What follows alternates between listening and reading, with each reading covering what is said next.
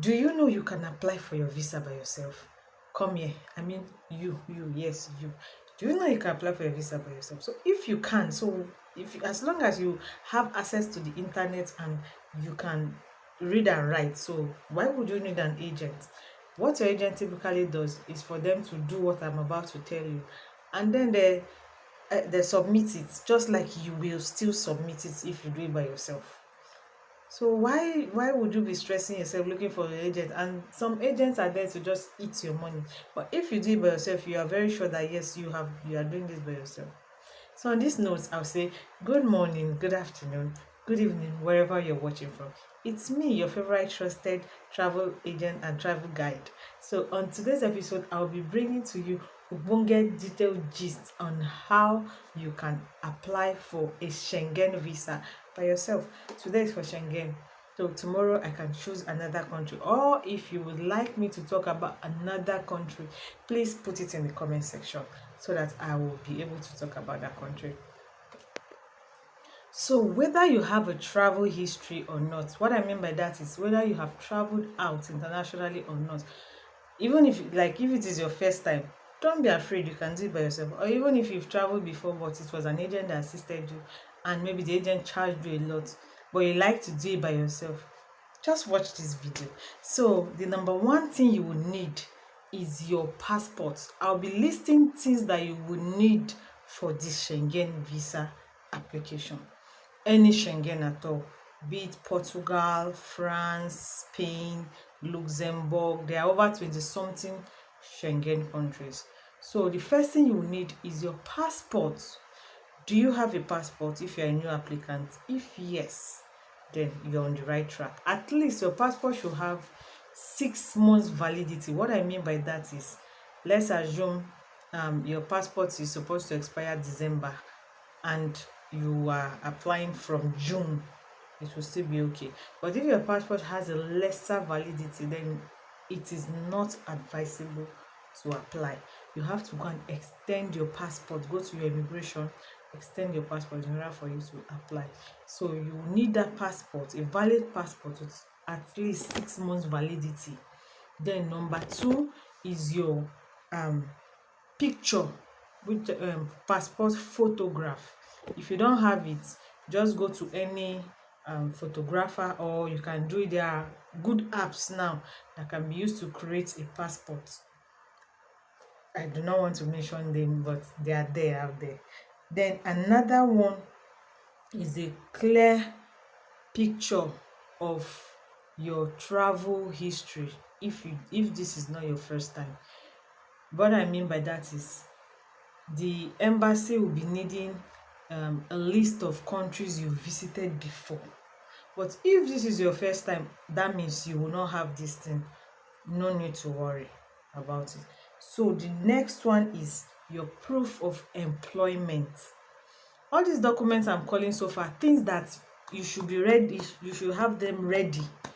You understand? So that when you go to the website or for the Schengen country on your phone or your laptop, you just be uploading these things on it. You understand?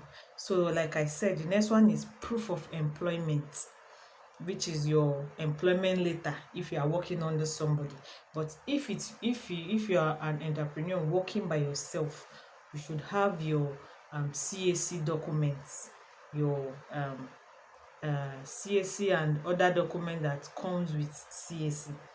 Then the next one is your proof of your personal income, which can be in form of bank statements if you are an entrepreneur, or pay slips. Do you have pay slips? Just attach them.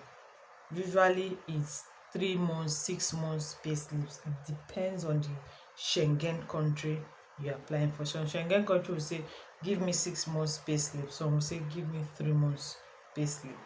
Then the next one is your confirmed reservation. Most Schengen countries, they don't require you to pay for flights. They just need you to just do a book on hold.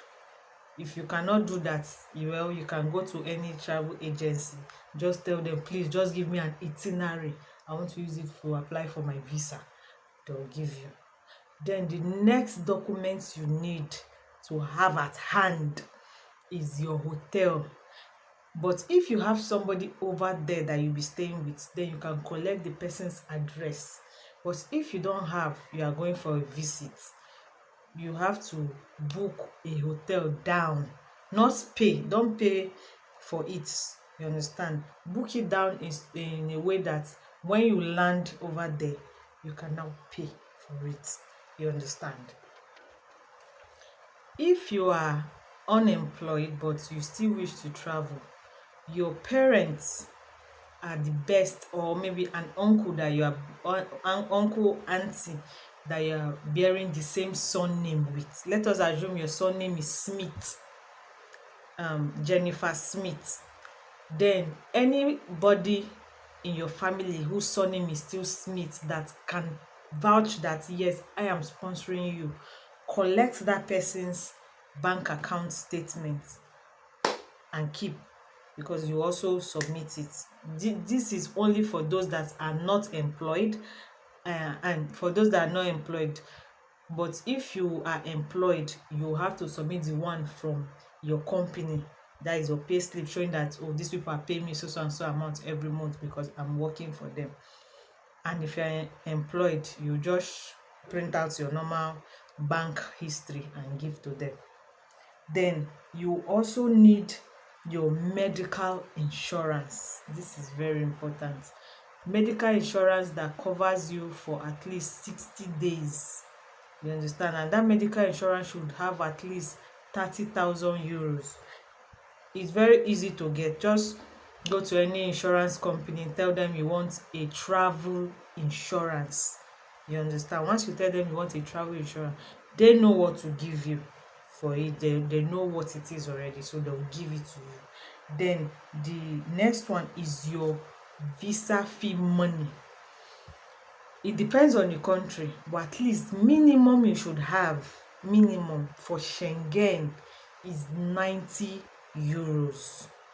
You understand. You should have had for an adult 90 euros, and this money will be paid at the visa fee and the visa application center rather, not the agent, you understand, because it is not the agent that will follow you there on your biometrics. It's you personally that will go. So you should carry $90 for an adult and about $30 90 euros for an adult and about 30 euros for a child, you understand. So this is you yourself doing your application by yourself, you understand.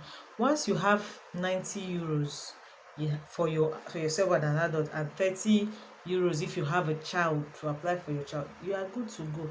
Then have a minimum of about, I'll be quoting this one now in euros as well because it's a Schengen country. You should have at least minimum, if you are a new time applicant, at least 10,000 euros, especially if you're applying from a third world country.